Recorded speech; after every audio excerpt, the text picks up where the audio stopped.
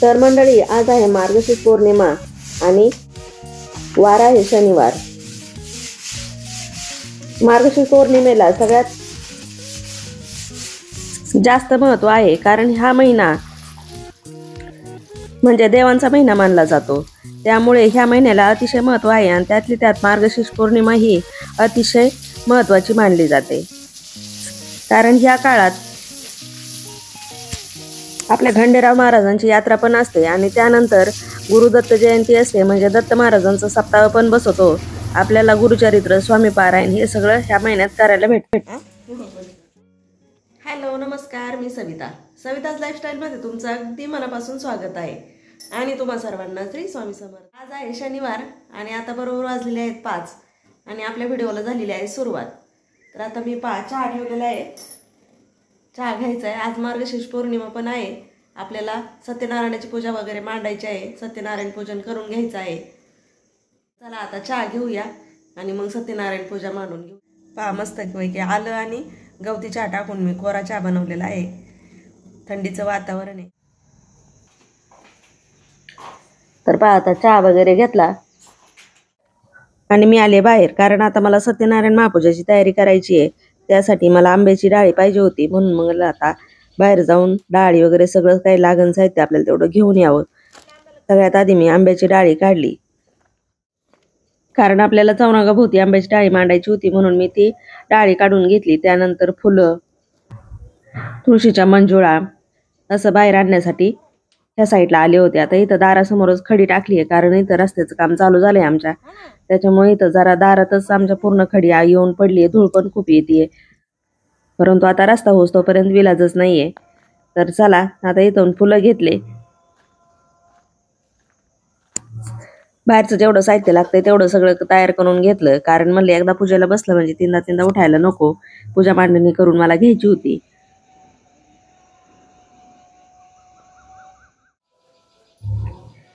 या पूजेची माहिती मी माझ्या बऱ्याच व्हिडिओमध्ये दिलेली आहे, परंतु आता ही थोडक्यात मी तुमच्याशी शेअर करत आहे। आता इथं मी एक चौरंगी घातलाय, खाली आधी स्वच्छ कापडाने पुसून घेतलेली होती फरशी, त्यानंतर पांढरं कापड चौरंगावर अंथरून घेतलेलं आहे आणि ही जी आंब्याची डाळी आणली होती ही 4ही बाजूंनी मी लावून घेतलेली आहे। आता इथे सोपा पर्याय म्हणून मी ग्लासमध्ये गहू भरून घेतले आणि त्या गव्हामध्ये ही आंब्याची डाळी ठेवून दिली, म्हणजे ती व्यवस्थित राहते। त्यानंतर मग चौरंगावरती रास घालून घेतली। ह्या महिन्यामध्ये म्हणजे मार्गशीर्ष महिन्यामध्ये पौर्णिमेपासून आपण सत्यनारायण महापूजेचा आपण संकल्प पण करू शकतो। तर आता हे संकल्प म्हणजे आपण 3 दिवसाचं पारायण, 7 दिवसाचं पारायण, 21 दिवसाचं, 51 दिवसाचं, 108 दिवसाचं अशा पारायणाचा संकल्प करू शकतो। परंतु आपल्याला जेवढं शक्य होईल आपण तेवढंच करावे। आणि समजा जर आपल्याला नाही जमलं तर महिन्यातील एक पौर्णिमा त्या दिवशी मात्र आपल्याला सत्यनारायण हे करायचंच आहे, म्हणजे 12 महिन्याचे 12 सत्यनारायण आपले होऊन जातात।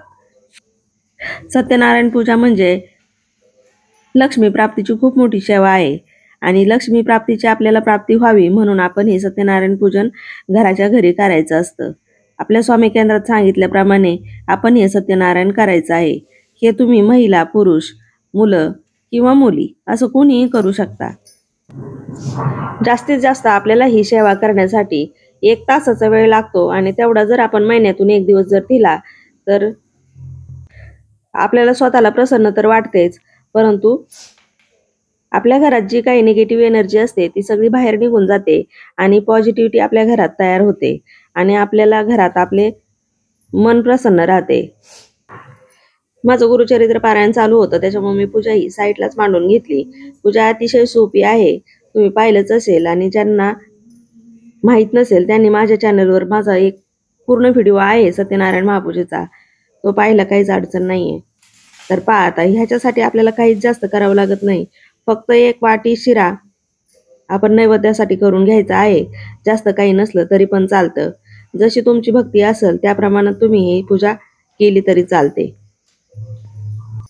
यासाठी आपल्याला फक्त 3 सुपाऱ्या आणि आपला रंगनाथ म्हणजे आपला बाळकृष्ण आणि कलश मांडून, कलश तर कसा मांडायचा हे तुम्हाला माहितीच आहे, आणि सत्यनारायणाचं पुस्तक आणि एक फोटो, बस एवढं सगळं असलं की आपली पूजा पूर्ण होते. पहा आता मी सगळी काही पूजा मांडून घेतली इथे. माझी सगळी पूजा मांडून झाली होती आणि प्रदोष काल पण झाला होता. त्याला म्हटलं आता दिवे वगैरे सगळं लावून घ्यावं आणि नंतर मग बाकीचं करावं. तर पहा आता मी प्रथम सगळ्यात आधी तुळशीला दिवा लावून घेत आहे, तुळशीची पूजा करून घेत आहे. चंद्र पण वरती आलेला आहे आणि उमरा पूजन पण करून घेत आहे. पूजा वगैरे सगळं मी मांडून घेतलं.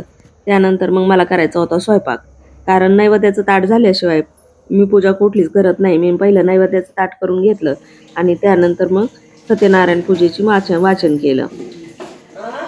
स्वयंपाकामध्ये मी जास्त काही केलं नव्हतं. वरण भात, मेथीची भाजी आणि नैवेद्यासाठी शिरा आणि ज्वारीची भाकरी असंच बनवलं होतं. तर मी आता सगळ्यात आधी कुकर लावून घेते. कुकर लावून झाल्यानंतर लगेच एकीकडे मेथीची भाजी टाकून देणार आहे आणि त्यानंतर लगेच भाकरी करून घेणार आहे.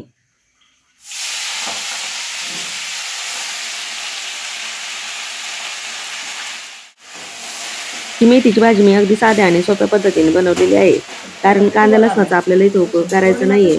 मी जरी कांदा लसूण खात नसले तरी मी घरात पण करत नाही.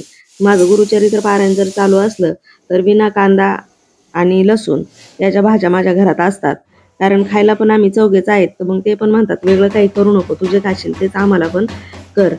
मग मी इथे ज्वारीच्या भाकरी, मेथीची भाजी आणि वरण भाताचा कुकर लावून घेतला आणि त्यानंतर मग नैवेद्यासाठी थोडासा शिरा बनवला. हा शिरा मस्त मी तुपात लाल जरीत असा भाजून घेतला.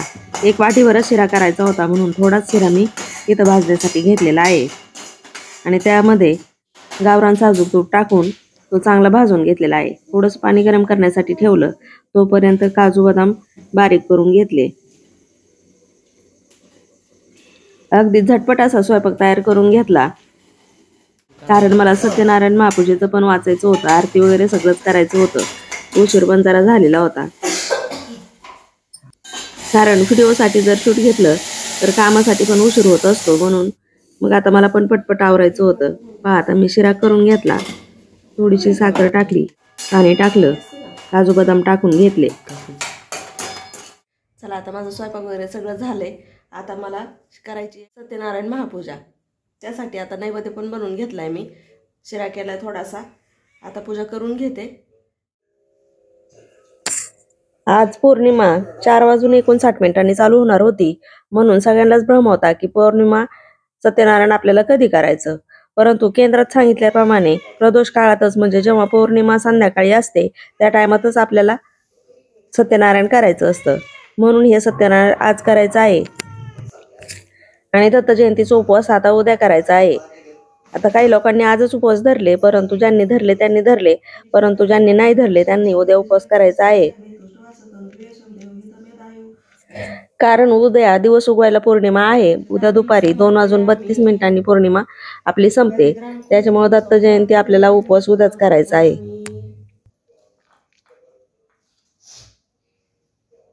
श्री महान महागणाधिपते नमः. ऋतुकालुद्धौ पुष्पं समर्पयामि.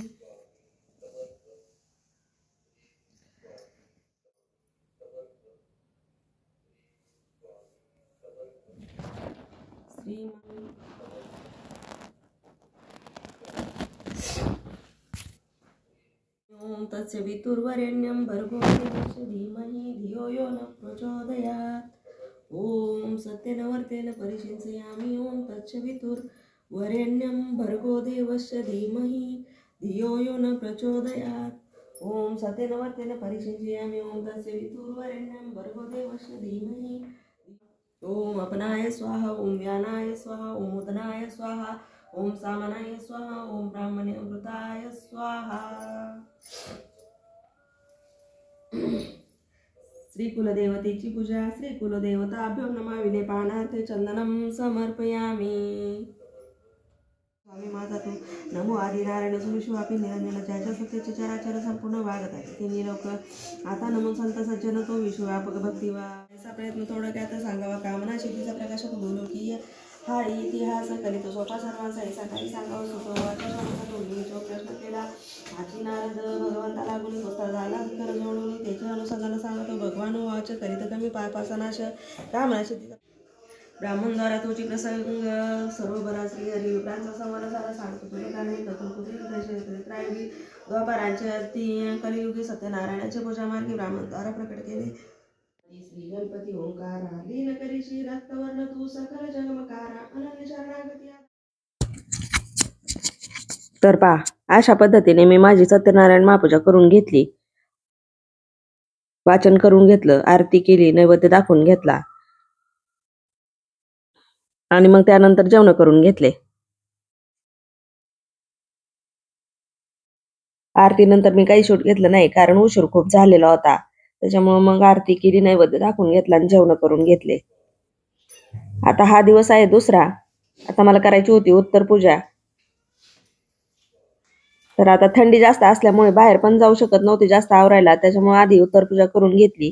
उत्तर पूजा करताना पण सगळ्यात आधी दिवा लावून घेतला आणि त्यानंतर उत्तर पूजा करण्यास मी सुरुवात केली.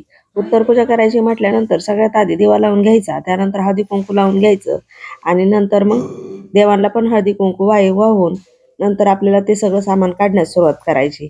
मी एक एक करून सगळं आधी फुलं आणि पत्री काढून घेतली आणि त्यानंतर मग कलश वगैरे सगळं काढून घेतलं.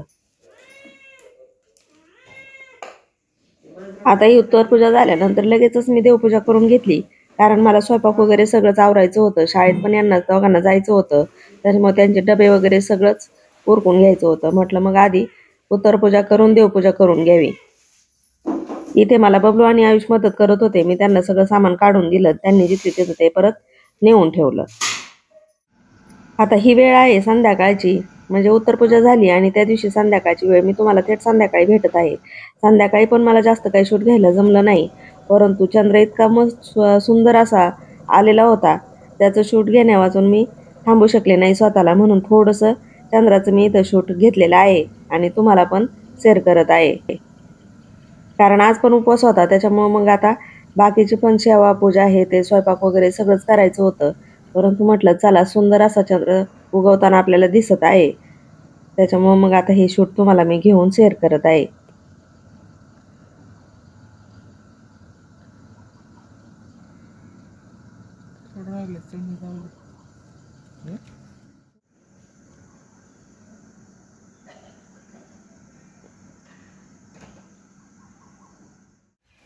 हॅलो नमस्कार, मी सविताज लाईफस्टाईलमध्ये तुमचं अगदी मनापासून स्वागत आहे आणि तुम्हा सर्वांना श्री स्वामी समर्थ.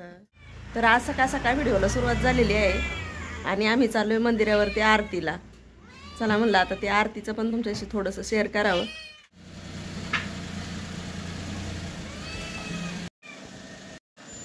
यांनी काढली गाडी, चला आता जाऊया. कसं काय थंडी? मस्त मस्त थंडी. तुम्हाला माझा 3 दिवसाचा व्हिडिओ एकत्र येत आहे. आता ही मंगळवारी सकाळची वेळ आहे आणि इथे आम्ही चाललोय देवीच्या मंदिरामध्ये. बरोबर सकाळचे 7 वाजले होते आणि शेजारच्या ताईंची इथं महापूजा होती, त्याच्यामुळे आम्ही चाललो होतो मंदिरावरती. आता इथे आल्यानंतर त्यांची महापूजा आतमध्ये झाली आणि आम्ही पण दर्शन घेतलं. त्यानंतर आरती सुरू झाली.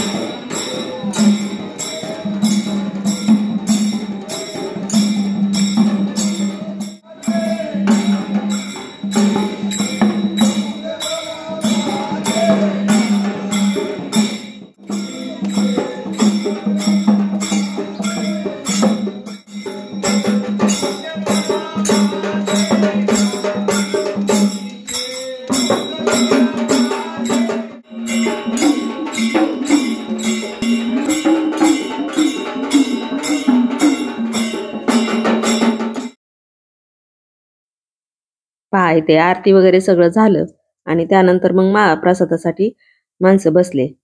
आमच्या इथे दर मंगळवारी देवीची अभिषेक होतो, त्यानंतर महाआरती होते आणि महाप्रसाद पण होतो. आम्ही पण महाप्रसाद वगैरे सगळं घेतलं, दर्शन घेतलं आणि मग त्यानंतर निघालो घरी. एवढं सगळं उरकेपर्यंत बरोबर 9 सव्वा 9 वाजले होते. दीदीला पेपरला जायचं होतं, यांना पण शाळेत जायचं होतं, डबा पण बनवायचा होता. मग आम्ही पटकन आलो खाली म्हणजे घरी.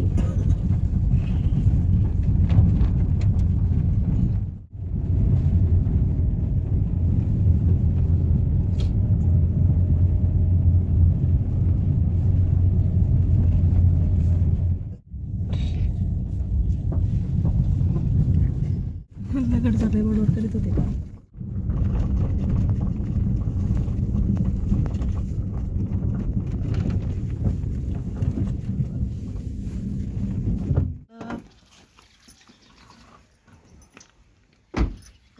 गाडीची चावी घे ना.